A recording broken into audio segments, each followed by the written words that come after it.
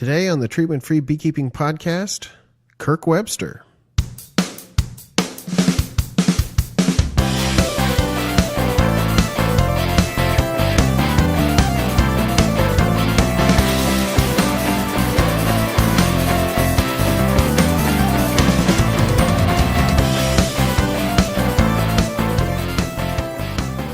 Kirk Webster, it is great to have you on the phone today. You are one of my heroes for the past couple of years since I discovered your work on your website at kirkwebster.com. You don't have the same internet presence that a lot of beekeepers do these days, and so I have really wanted to talk to you for a long time, but haven't gotten a hold of you until now. Yeah, well, I'm glad it worked out. I hope I don't disillusion you too badly. I don't think that's possible. Anyway, you've according to your website, you've published a new article this just January that talks about your recent the things that you've done recently. But let's start with how you got into beekeeping and some of your philosophies and things like that. Well, I first got interested in bees. I was in high school. It was actually a kind of an accident.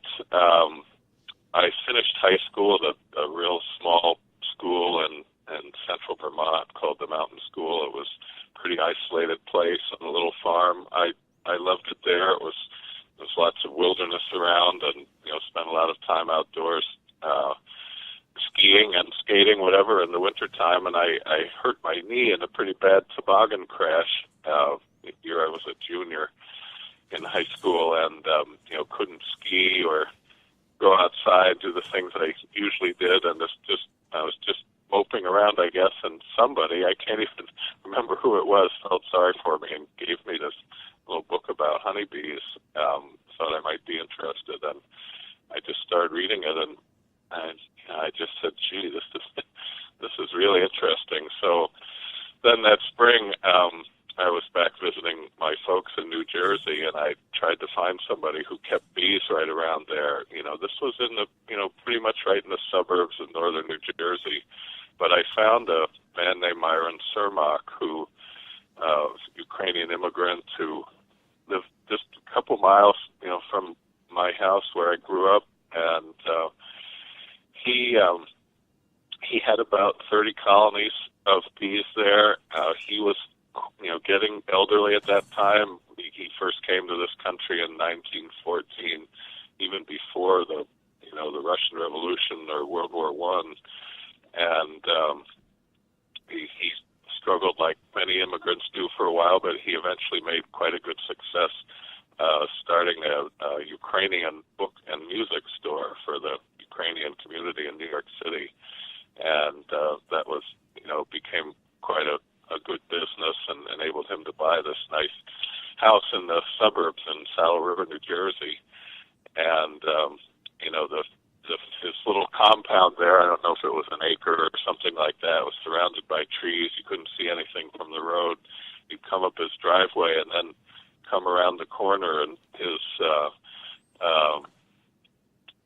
hedgerows there, and he and his wife had converted the rest of the property into almost a recreation of a Ukrainian village, such like he grew up in, just full of flowers and gardens. Lots of birdhouses on tall poles, and he even had some beehives in the traditional style, which from his part of the Ukraine, they were made out of straw, not like skeps. They had frames like our beehives do, but the walls were made of a thatch of straw with a thatch roof, and there was still one colony functioning like that when I got there. His wife had died just a year or two earlier, and so he wasn't able to keep up with everything the way she did. But there were still bees flying out of one of those hives, and then he had his 30 colonies in modern, Langstroth equipment in the back of the property, which is where we worked most of the time. But anyway, so he was a wonderful man, a wonderful mentor who got me started, just showed me how to use the tools and the basics of beekeeping, and also it also encouraged me after a while to to pursue beekeeping as a career. He was the first one who thought of it. It definitely wasn't my idea at first, but anyhow, as you know, the Ukraine beekeeping is very important there. And, I would listen. My normal pattern with him was I'd go over to help him whenever I was visiting my folks, and I'd show up around 9, and we'd go out and work in the bee yard, or maybe we'd work in the garden, or whatever until noon, and then he'd say, "Oh, time for lunch." And so we marched back to the house, and he says to me, I'm the 17-year-old kid, he says, "You sit down and rest. I'll fix lunch for us." This is what he would fix lunch, which was usually some boiled eggs and vegetables from his garden, and then I'd have to sit there for another couple hours, listen to him reminisce about Ukraine, and that was from before electricity, and living in the houses with candles as the only light, and these big earthen stoves they used to heat the house and even sleep on at night. Everything was by ox cart and wagon, so of course my eyes were just bugging out of my head the whole time. I was totally fascinated by him and his whole story. So, and this was in the 60s? Yeah, that would have been, that would have been 1970. 70, okay. 71, yeah. Yeah, you're about 2 years younger than my dad, so I can kind of frame the timeline by thinking about his age. Yeah, I'm 61 this year, so. Well, that sounds great. I mean, I love to sit down and talk to people who have stories to tell like that. I mean, I have a podcast, so I listen to people's stories. So from there, you're a teenager learning from an old Ukrainian guy. Where does it progress from there? Well, he was the one. He had heard of Myron. Had heard of Charlie Mraz, who lives here in Middlebury, Vermont, where I live now, and he advised me to see if I could go and work for him.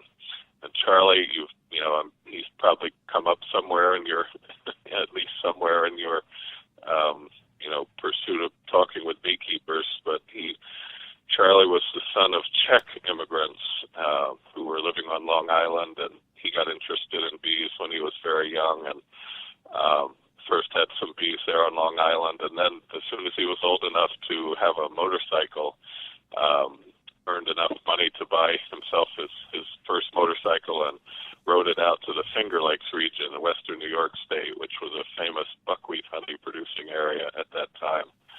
And that would be somewhere in the range of 1925, somewhere in there. And he worked there for a couple years. He worked for, among other people, a man named Stevens, and his honey house still exists. It's John Ryan, I believe, owns the honey house now. It's a beekeeping business still there in the same area, but the buckwheat is gone now. It's all completely different. And Charlie he worked there for a few years, and then he had a chance to work for J.E. Crane here in Middlebury, Vermont. And J.E. Crane was a very well-known beekeeper at that time. Wrote a column for the old Gleanings in Bee Culture magazine. And in fact, so Charlie came, I believe, to Middlebury in 1927, and he was, of course, a young man starting out, and J.E. Crane was quite elderly and just ending his long career in beekeeping, which, of course, at that time went back to before the time of movable frame hives and, back to the Civil War era. So, it was towards the end of Charlie's life. I tried to get him to talk more about his association with J.E. Crane and the history there. It's just very fascinating. And this area of the Champlain Valley has been known for honey and bees far as I can tell, almost, since the beginning of the settlement here, and certainly since, even before the modern equipment was widely used.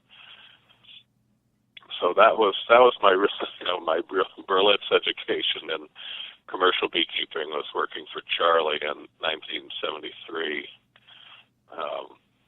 here in Middlebury, and then I've been I spent years away in other places. I went to college on the West Coast for a while, where in Western Washington, where conditions weren't so good for bees. I helped my cousins with their little farm down in Maryland, and then I actually went back to the mountain school where I finished high school and took care of their farm program for 3 seasons there before I started the apiary that I have now.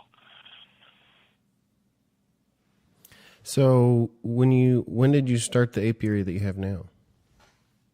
Well, when I was going to college in the Evergreen State College in Western Washington, and I lived there for 3 years without even coming back to the East Coast, and I just decided all at once that I was going to come back to the Northeast, and I came back, and I hadn't really had much connection with bees, and during the 3 years I spent in Washington, that wet part of the state where I was not especially good for beekeeping. I did see a few beehives there, but hadn't really thought about it so much. But then I came back to ended up in Concord, Massachusetts, where a good friend of mine lived, and his family home was now pretty much emptied of all the children. They had lots of room there, and his family offered to let me rent part of the house, and so that's where I sort of started off again in the Northeast.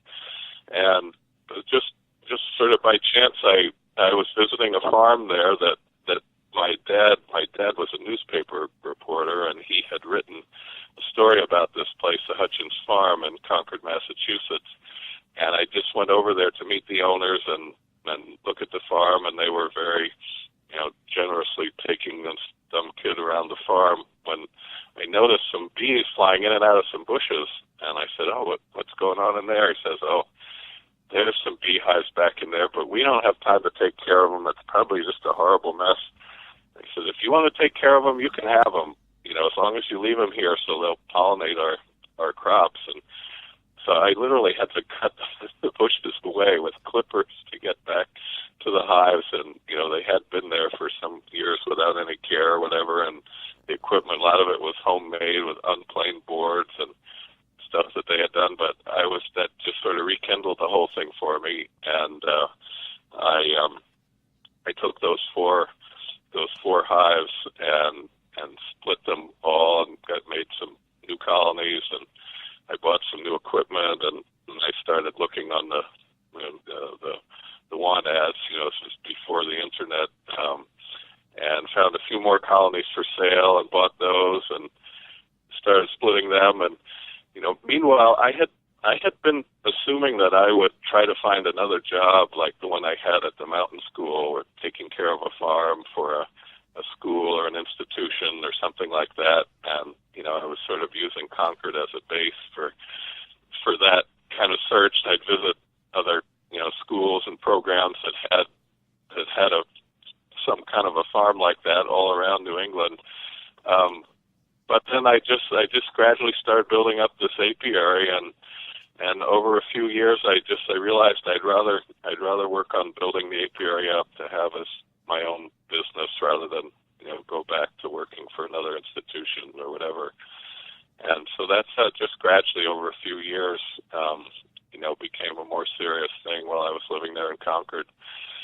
And then I had sort of outgrown the facilities there, and it was a very expensive area. There was no way, I could ever buy property there or anything like that. So I started looking for another place to move the apiary, and I was kind of surprised, some people that I knew up in this area, where I had lived before, encouraged me to move back up here. I never really had thought of it myself. It's already quite crowded with bees here in the Champlain Valley, but they kind of convinced me that there was still room for one more, and so I eventually I'd have to look in my records there exactly what year it was. It was just right around the time, I think it was 85, 84, 85, when the Chernobyl power plant exploded. I remember that event occurred during the first year I was back up here. So that's when I moved. I had just about 100 colonies at that point. I moved it back up here, and both down there in Massachusetts and in Vermont when I first came, and for several years I worked in construction mainly, mostly during the fall and winter, and then worked on the apiary in the spring and summer.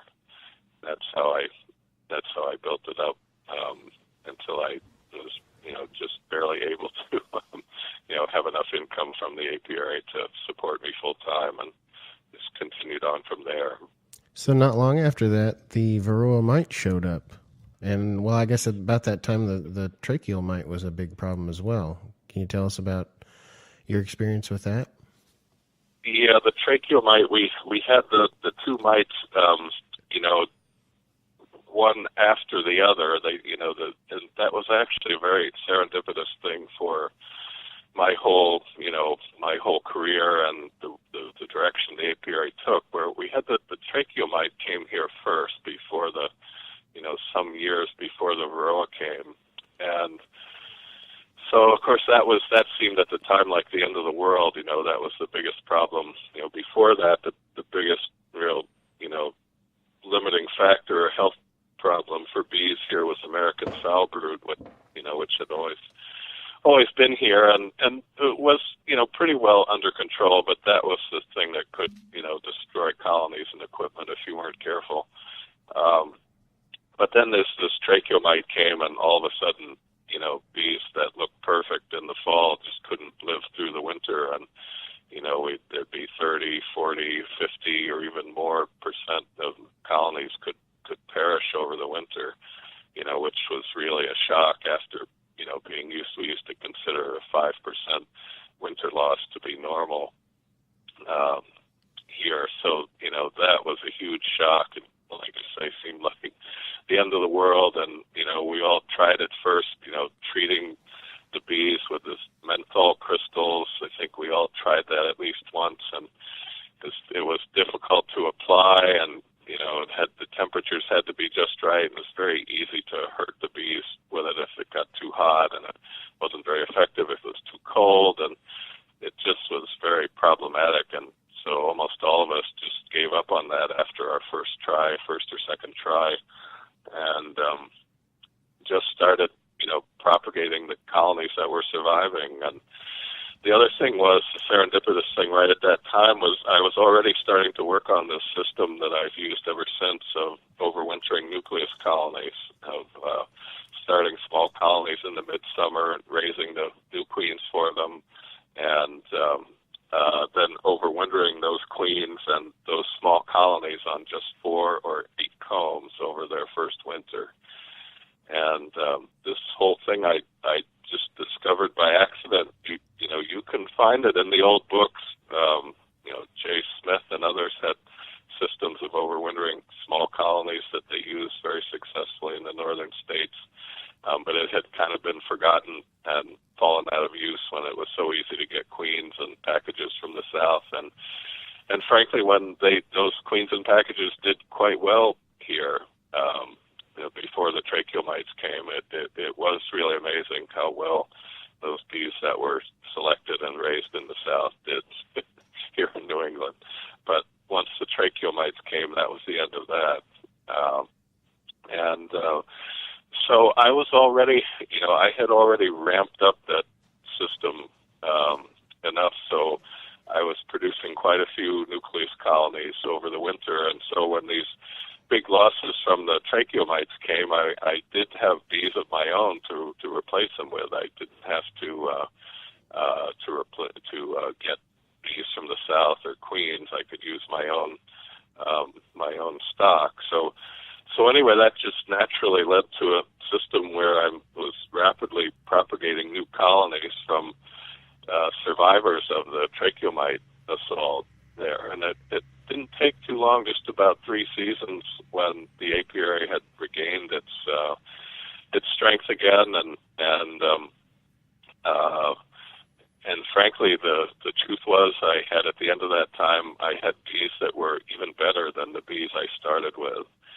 And again, this gave me a key, clue and insight into how our so-called pests and diseases can really be used as our friends and allies. It was really the tracheal mites that had selected the colonies in that way and had pointed out which ones were really the best, and enabled me to very easily propagate bees that were even better than what I started with before. And I should say that I was already exposed to this idea, one of the basic tenets of organic farming, that there's a real purpose for pests and diseases. They really exist to point out where our practices are poorly adapted or unbalanced somehow, and that we shouldn't always just see them as enemies to be destroyed, but we should always try to learn from them and use them to help us improve our practice. So I realized that's what had happened in this tracheal mite situation, and then that's what that whole situation gave me the confidence to want to try that again when the Varroa came some years later. If the Varroa had come here first, I'm not sure I would have had the wherewithal to approach things in that way. But it was the experience I had with the tracheal mites that gave me the courage and confidence to try and adapt the same method to the dealing with the Varroa mites as well. Well, that's talking about using the diseases as a selection tool, as a beneficial aspect. That's something that I learned from you, and that is it's not commonly accepted in the beekeeping world or much of the agricultural world at all. But in the treatment-free beekeeping movement, it's definitely catching on, and it's something that we and people that I'm close to and people who are familiar with your work, it's something that they definitely are propagating. I just talked to Troy Hall the other day. His podcast will come out just before this one, and he was talking about how you do things as well and how much he's learned from you. Yeah, Troy's been one of my my best students, if you call them. I'm very proud to have 4 people who have come here, to learn about what I'm doing and who've adapted my methods very well to their own, locations, and, are keeping bees without treatments or with very minimal treatments, being very productive and profitable, and have been able to build up a real way of life for themselves that way. And Troy is one of them. Well, let's talk about some of those methods. The raising the nukes and overwintering the nukes is something that I've been very interested in. I'm not entirely sure that it works the same way here as it works there. It definitely didn't work for me in Arkansas. I think most of it had to do with the way the seasons, because you have much shorter summer with a much higher flow, whereas in Arkansas we had a much longer warm season with a huge dearth in the middle. And so I had to make nukes in the spring, or had to do all my splitting and queen rearing and everything as early as I could in the spring, so that they could be ready for the middle of the summer. And then by the time I got to fall, all the hives were usually bigger than nuke size, so it didn't really make sense to try and pull them back to nuke size when I could just overwinter them as full-size hives. But for you, can you just give us as in-depth as you want, kind of explain how you do your nukes and what they provide, the benefits, possible considerations as far as applying them to different areas, just anything you have. Yeah, well, first of all, the thing to say is, since, having an apiary that hasn't been treated for, since '02, there's a few things becoming, clear. And also from, of course, there aren't very many of us who running a commercial apiary that way. So, the few of us, we love to talk together, and share our trials and tribulations and our successes. And the thing that's really interesting and has become really clear is that each one of us had to work out a system, a combination of management and breeding things that worked in their area, in their circumstances. And it's always at least a little bit different, and sometimes it's quite different. There was a meeting, you've probably had Dean and Ramona on your show, or not yet, but I am familiar with their work. Yeah, in Massachusetts, and they had they ran for some years, I don't know, 3 or 4 years, a little meeting in the summertime devoted entirely to treatment-free beekeeping, and those were some of the best beekeeping meetings I ever went to. They had a wonderful feeling about them. There were some people there from all over the U.S. and other parts of the world too, and it just was totally fascinating hearing people describe their experience from many different places, and the variety of different schemes that people had come up with to adapt, a treatment-free beekeeping to their area. And, that's what the takeaway message now really is. You can, use someone else's model to get started. That's good, but you really need to just be watching all the time and find out how to adapt it the best to your location. So anyway, with that said, the scheme that enabled me to get rid of the treatments and make the apiary productive without them was really very simple and straightforward.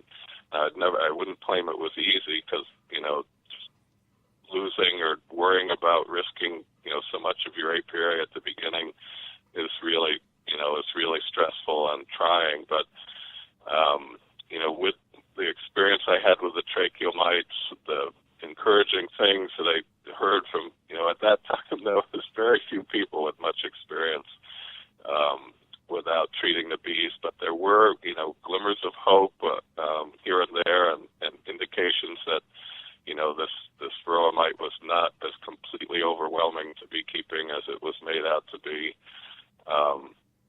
But the really simple and straightforward thing that worked was to combine just this simple method of making new colonies in the midsummer with actually the absolute minimum number of bees to start them off. So the process of making my nucleus colonies is really almost identical to what a queen producer would use to set up their mating nukes in the beginning, to set up each nucleus colony with the smallest number of bees that will make a healthy colony. And then instead of catching the queens out of them, you just gradually let them grow slowly for the rest of the season till they're just covering either 4 or 8 combs in my case here. And again, like you said, we have a pretty short season here. I start the nucleus colonies over a 4-week period that starts in early June and is over. It sometimes extends into the second week of July, but that little window there has turned out to be the best, give the best results here. And I spent quite a lot of time and money and bees experimenting with starting them at all different dates and different years and watching them progress. But that's what turned out to be the optimum time here for making these nukes, is sometime in late June or early July. And again, it always varies somewhat with the season. So I make mine up over a period of 4 or 5 weeks, and start in June and finish in by the middle of July.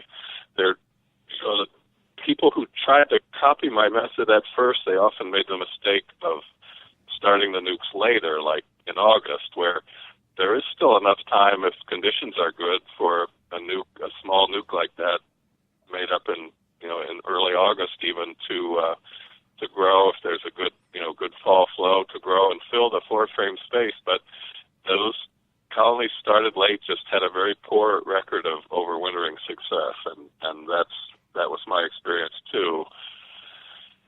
There seems to be something about the new colony just being a unit all together once the original bees are gone and all the bees have come from the new queen, so they're all functioning at their optimum together.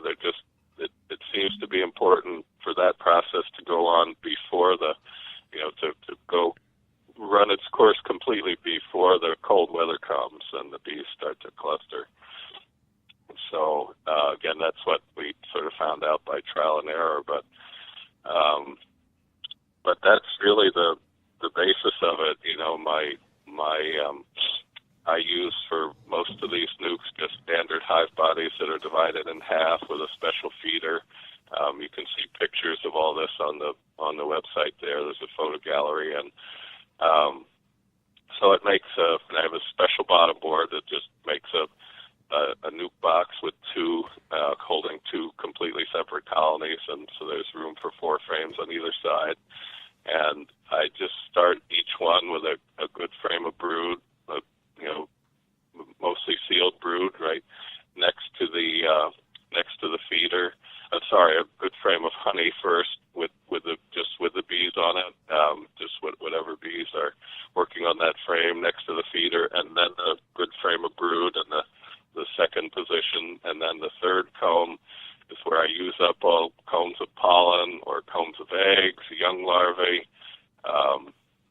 and that's just what I call the third comb. And then the fourth comb is always a frame of foundation, unless I have equipment I really need to use up or to get bees onto. But by the time I am making these summer nukes, I usually have just foundation left. So that's how they're started here, and we normally have good enough conditions here that I don't need to feed these until the decision to how much they need for the winter time.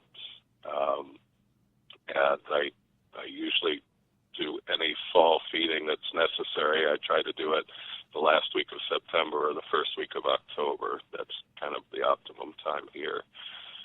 So anyway, the seasons differ. We've had a series. 2014, 2015 have been the 2 best seasons here since '06. We've really had a long run of mediocre or very poor seasons here with a lot of difficult weather. And in a lot of those difficult years, all the nukes I made up on 4 combs, they never grew out of 4 combs. Even if they were made up in early June, they stayed on 4 combs the entire time. But then the season, like the last 2 years, the nukes I make up in the first half of June, or even later sometimes, I have to give them an extra 4 combs for the winter, and sometimes even more than that. They do sometimes grow into 2-story colonies. Again, the system is flexible, so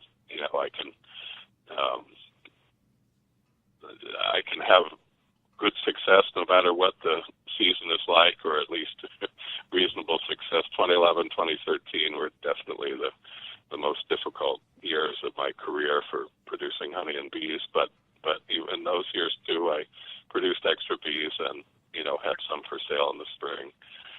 So, and that's an important thing to talk about. I was just reading your latest article because I had just noticed that it had gone up there.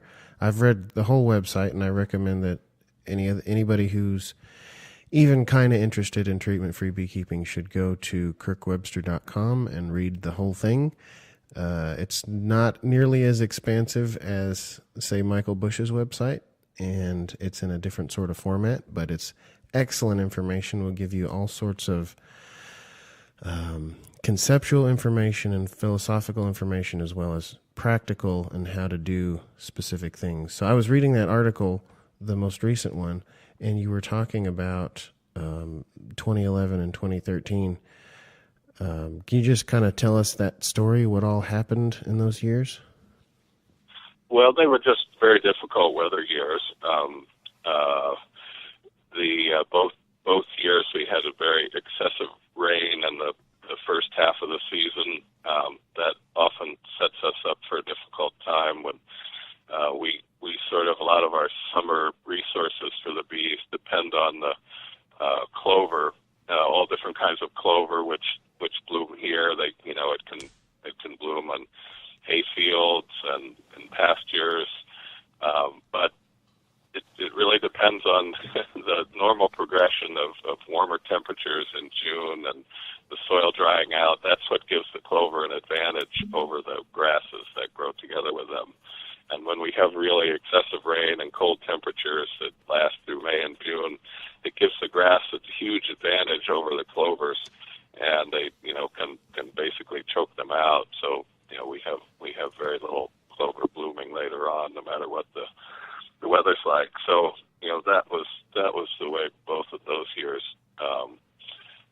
went. They were also it stayed cool for most of the summer, and just those were the only 2 years in my whole career here when I really thought that it was possible that our entire honey crop would fail completely, and it didn't quite happen both those years. I had just a very small crop of I don't know, even just 6 or 8 drums of honey, where in a normal year I have somewhere between 25 and 50. So it was pretty sparse, but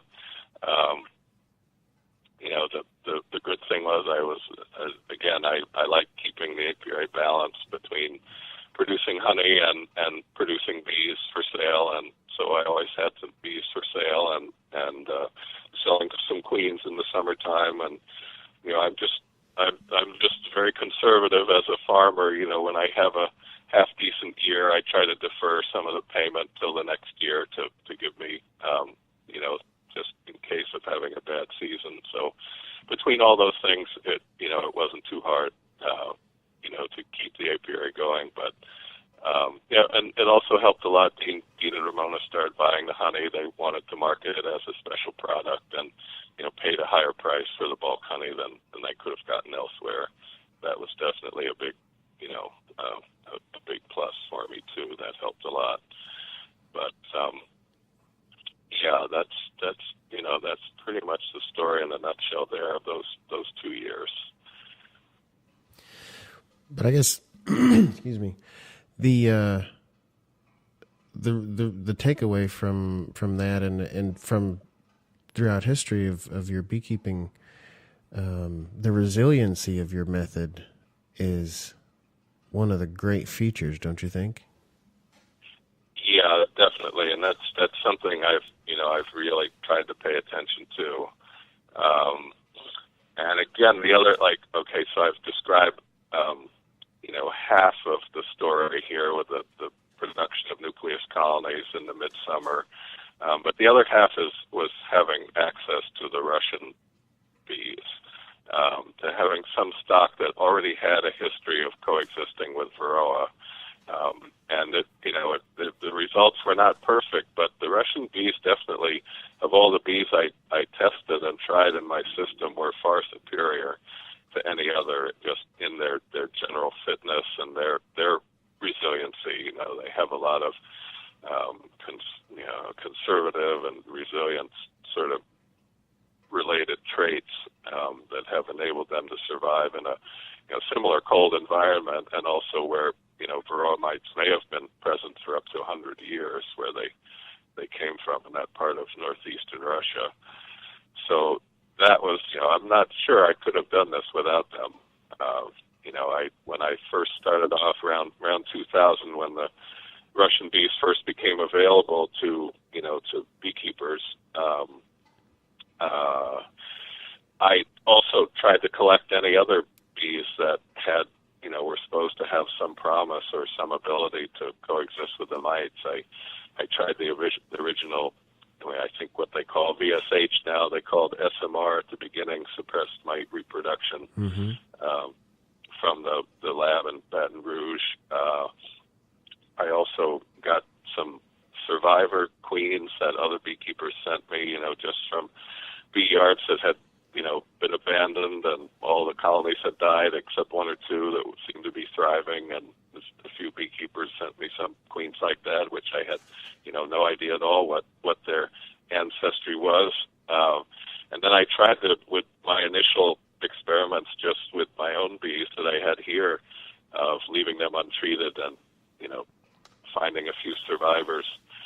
So I really had these four sources of, potential stock: the Russian bees, the survivors from other beekeepers, the SMR bees, and the survivors of my own bees here. And there was just no, when I started, like I just described in that latest article on the website, when I would raise 100 daughters from each one, breeder queens from each group, it was just clear as day. The Russian bees were so much stronger than any of the others. So the SMR bees had some extremely good colonies at the beginning,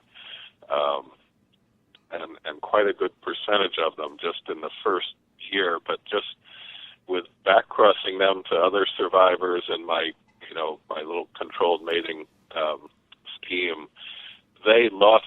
They were not able to hang on to their good qualities. It became harder and harder to find SMR queens that were good, good enough for breeder queens. Whereas the other two, the survivors I got from other beekeepers, I did maintain some of them in the long run, but they were still nowhere near. They had nowhere near the percentage of survival the Russians did. Frankly, I would have left them aside too, except that I was just worried about the diversity of my gene pool getting to be too small, and I knew these other bees were completely unrelated to the Russian bees, so I kept them in. I theoretically still have the families there, but all the bees that survived here and came now all gradually just took on the Russian characteristics. They all started to resemble each other, no matter which family they started with. But that SMR family, just really died out here. It didn't have the whatever it is, the genetic depth or whatever to progress further, in a simple system like mine. Whereas the Russian bees were very well adapted to that, and quickly provided lots of good breeder queens, and was able to split the different families and make new ones, and where the other ones were lagging or falling apart. So that was the other key thing, and that's what I emphasize with everyone. That you have to use management things and breeding together. Neither one of them is really adequate on its own. That's what I always emphasize. What characteristics do you look for in a hive that you want to become a mother? Well, the normal progression, the way that I run the new queens through my system, I have my breeder queens that I selected the year before, and then that spring, and I'll get back to them. But anyway, the queens that I raise in the midsummer, I made about 2/3 of them up in my isolated mating area. I have an area in the Green Mountains here where it's very difficult for bees to survive year-round and from one year to another, and that's part of the reason I located the apiary in this area where we have good honey-producing locations. It's favorable for bees, a northern type climate, but with good summers for bees. But where there were also potential isolated sites nearby, in a reasonable distance, and we have here the Champlain Valley is like an old lake bed. It's really looks like a little piece of Wisconsin actually that got broken off and wedged in between Lake Champlain and the Green Mountains. And then the Green Mountains here just sort of rise up like a wall, in a straight line right along the edge of the valley. So it's very easy and close by. I live here to the equal distance for me to drive to most of my honey producing bee yards and to the isolated mating site. That's just just up in the mountains there. So that's the other thing that made this a good location to do what I'm trying to do. But so let's see. Where was I going with that? What was your last question? I don't know. I'm just however you connect that to what you look for in a breeder queen. Oh yeah, the breeder. So the breeder queens, the new queens.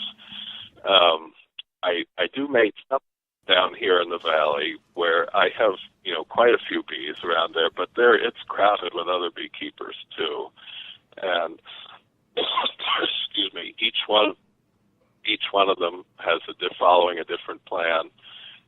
But there are bees here, the Mraz family apiaries, and a couple of others that have continued to just select their own stock, that have a simple method of reproducing new colonies by just splitting strong colonies in the spring and letting them raise their own queens. And that's how they've done that for many decades, as something that Charlie started. And that has resulted in a really a kind of a local strain of bee here that was quite well adapted here, and that's what I was more or less working with before the Varroa came, but they unfortunately didn't have very much resistance to the Varroa mites, and that's why I decided it was worth it to move on to the Russian bees. But otherwise they are quite well adapted here, and it's worked out pretty well to mate 2/3 of my queens up in the mountains there, and 1/3 down here in the valley, just with all the bees around. And that way it's just a little bit safer for me. The mountain location, the weather can get pretty sketchy. It'd be possible up there to have a big failure of a mating 1 or 2 whole rounds of queens in the years when the weather's especially bad. So this way I'm always getting at least some good matings. Again, it's just to try to build resilience into the whole thing. Not to try and get the optimum production each year, but to get the best average production, with the least amount of trouble and expense, has really always been my goal. And so anyway, those 2/3 of the queens get mated up in the mountains. I used to clip all the queens that were mated up there, so we knew exactly how old they were, and I keep track of the families that they were from, and then bring them down. We catch them just like catching queens for sale. We catch them up there and bring them down here and start off my nucleus colonies in the midsummer with those queens, and then those that overwinter well, with all the nukes that overwinter, I keep the best ones to move them into honey production the following year. Then all the middle ones are the potential ones that get sold to other beekeepers, to my customers. And then the poorest ones that aren't good enough to sell, those are the ones that build up slowly and then provide the brood for the next batch of nucleus colonies that we'd make up during the summer. So, but anyway, then following the queens again, and the first summer, it's really just a half a summer of the queen's life is spent in a nucleus colony. They overwinter in a nucleus colony. They have to prove themselves, with their own bees that they're, to live in that situation and this kind of a climate, they have to be, pretty tough. They have to be pretty long-lived, and they have to be pretty frugal with their stores. So it's quite easy to rank them in the spring in these 4 or 8 frame boxes, based on the cluster size, how much honey they have left, and again, I really feel like I've set things up so it's the environment here that's really doing the selecting, much more than I am. I'm doing the easy part. I just find the ones that look the best to the beekeeper with, as he does his everyday work.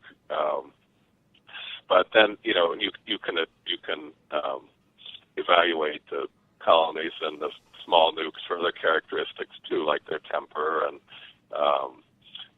their response to a honey flow. How eager they are to gather nectar and things like that. But it's really the environment here, the cold winter, the constant presence of varroa mites that are guiding things more than anything else. And then, so the second year, the queen will spend in honey production. We'll move the best nukes into the honey-producing bee yards, or sometimes I'll move the queens or introduce them into overwintered two-story colonies.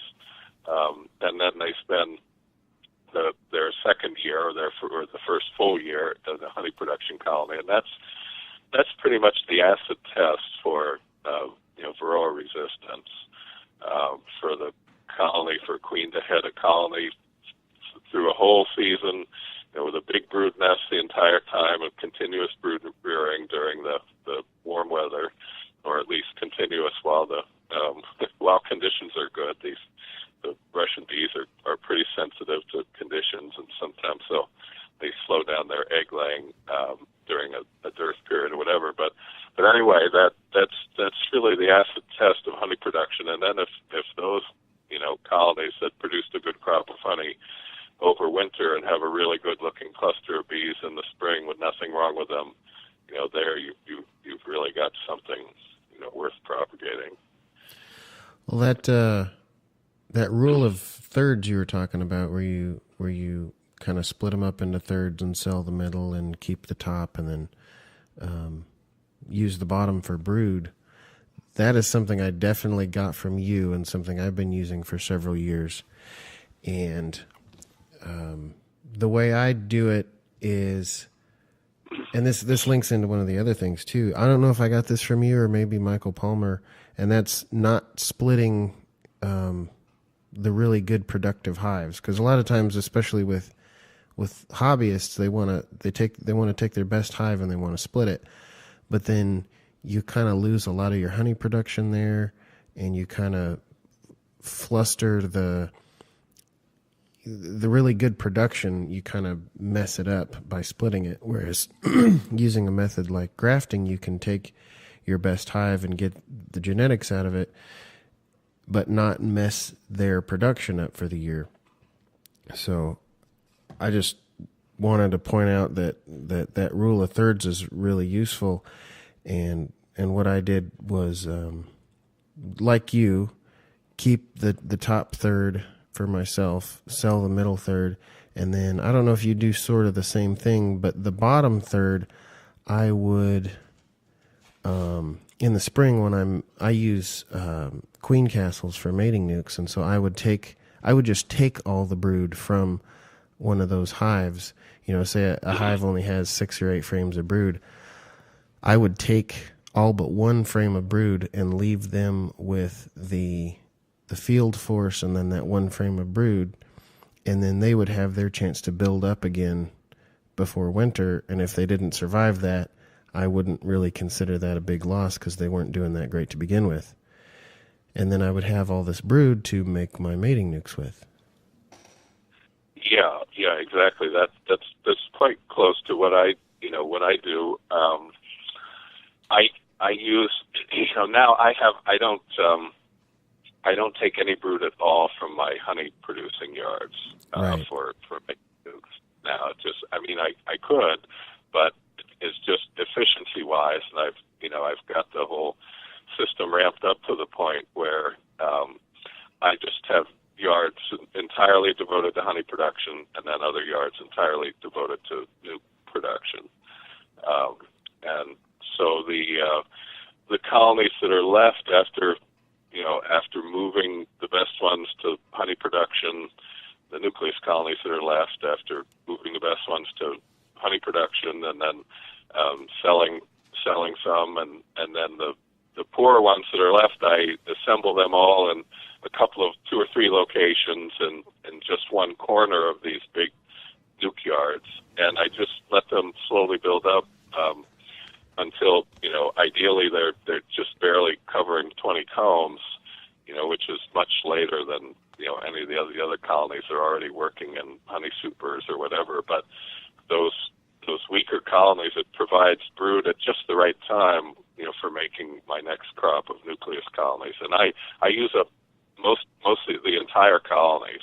I do sometimes, like you say, I'll leave them with the queen and even just a frame of eggs and, empty combs. There's some combs of honey and all the field bees. And, they do, in fact, if the seasons have decent, reestablish themselves and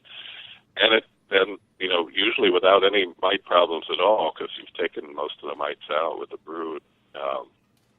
And so, but I consume most of them. A lot of those queens are substandard compared to my others. I do, weed most of those out. If there's a especially good looking one, we'll catch her and put her in a cage and keep her, if we have an opportunity, a place to put another queen, but they really aren't, considered part of the program anymore.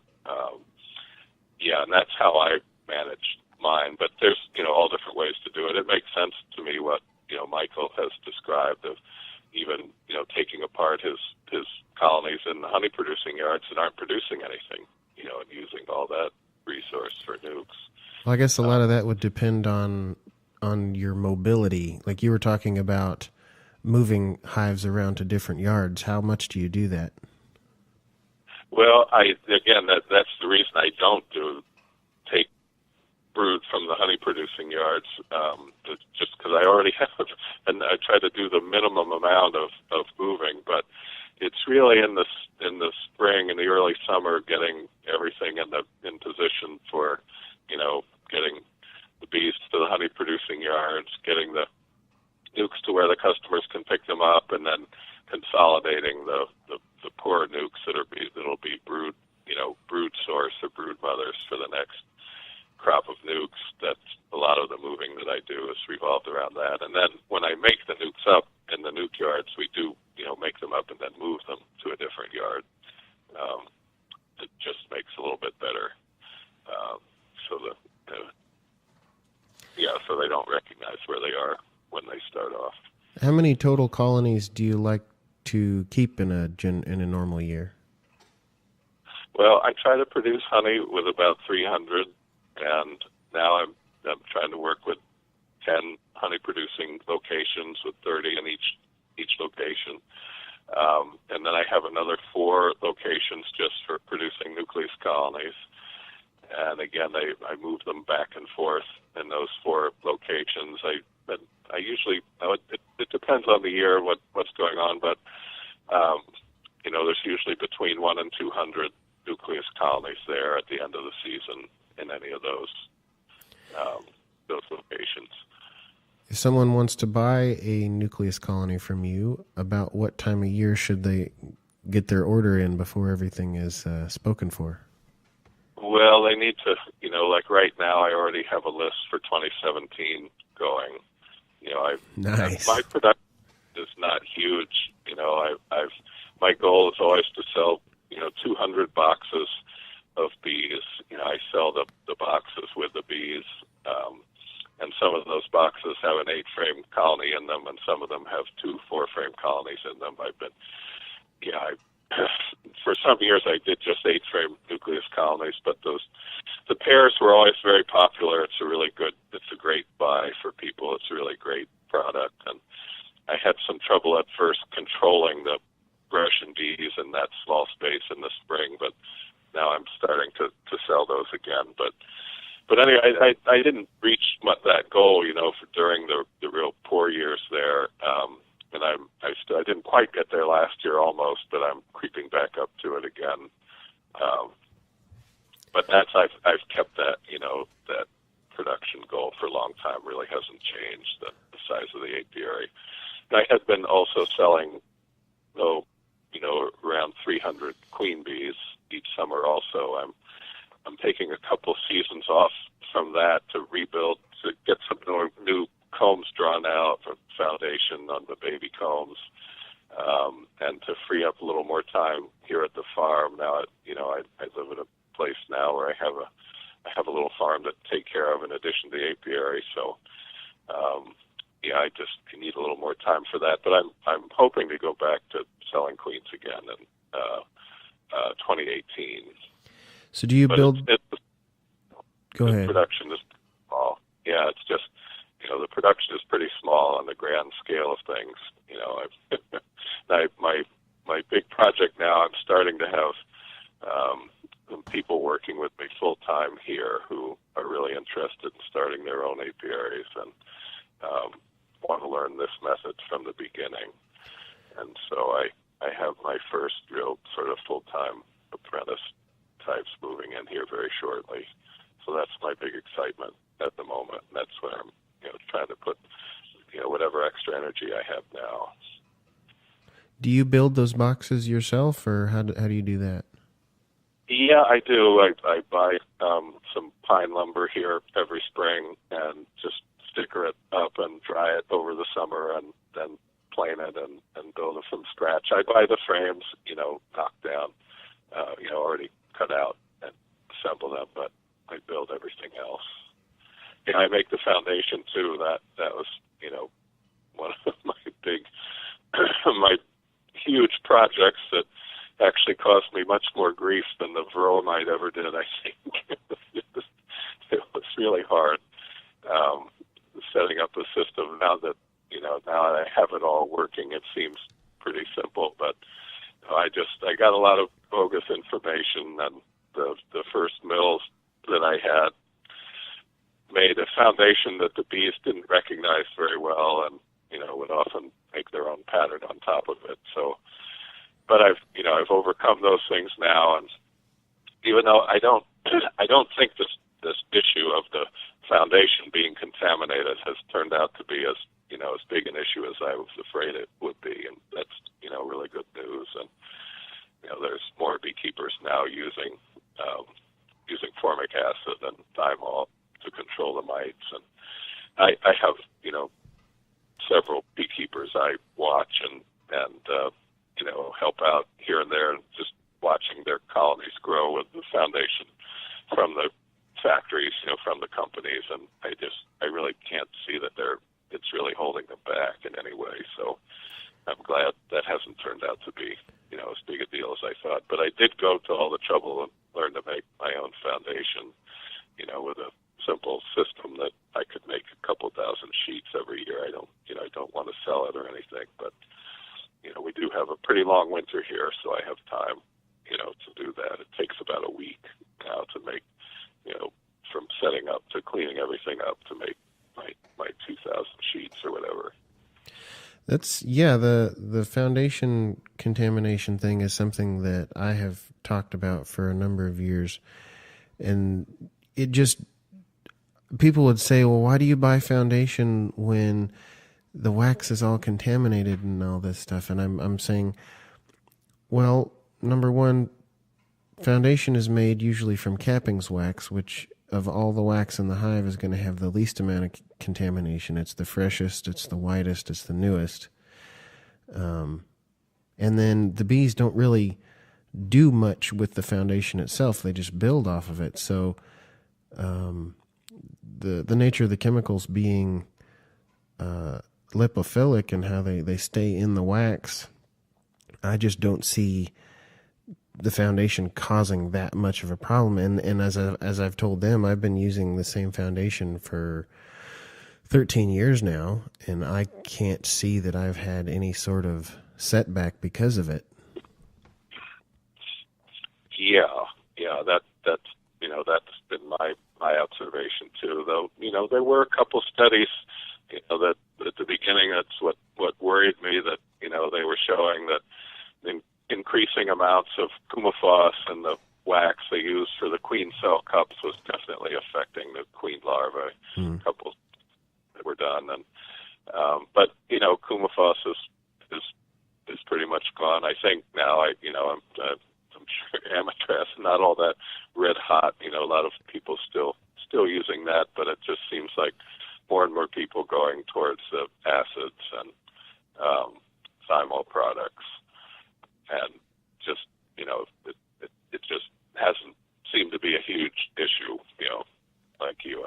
I feel the same way.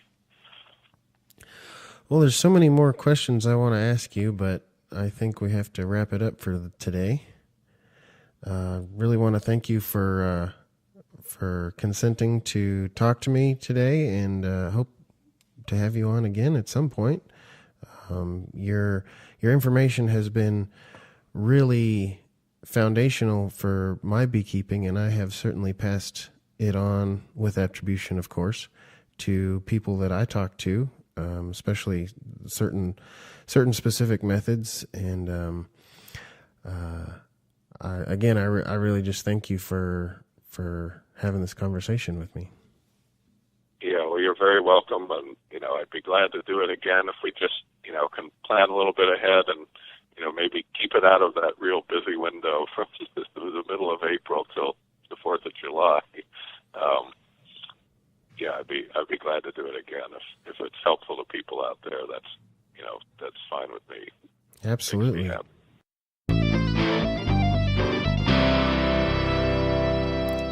And that was Kirk Webster. Hope to have him back on in the very near future. Maybe this fall would be an excellent time when he gets done with his beekeeping schedule. All right, now time to wrap up the show. Again, I want to thank everybody who supports the podcast via patreon.com. That's patreon.com/TFB, I think it is. If you want to hear more, find out more, not hear more, read more about Kirk Webster and his articles that he's written, you can find those at kirkwebster.com. Those are really good articles. I periodically go back and read them, look at the pictures. There are pictures in there of how he does his nukes that we talked about today, either the side-by-side double 4-frame nukes, or side-by-side double 8-frame nukes, which are housed in 2 boxes, one over the other, with a division board feeder in between to keep the 2 nukes from mixing. Do check those out. Maybe build some for yourself. I'm thinking about it. And you can check out our forum, which can be found at forum.tfbs.net. You can find my new website, which hopefully by the time this has been published will be published. My website will be website will be published. I had to move away from the Parker Farms name because I just moved to Oregon and Parker Farms is taken here. So I'm going to be switching to Parker Bees, and that website will be parkerbees.com. It'll be the same website. You can find the same information all about beekeeping, sort of a small encyclopedic compilation of beekeeping information. Of course, every day there are great discussions going on at the Facebook page. That's facebook.com/treatment-free beekeepers, or you can just search for treatment-free beekeepers and find it there.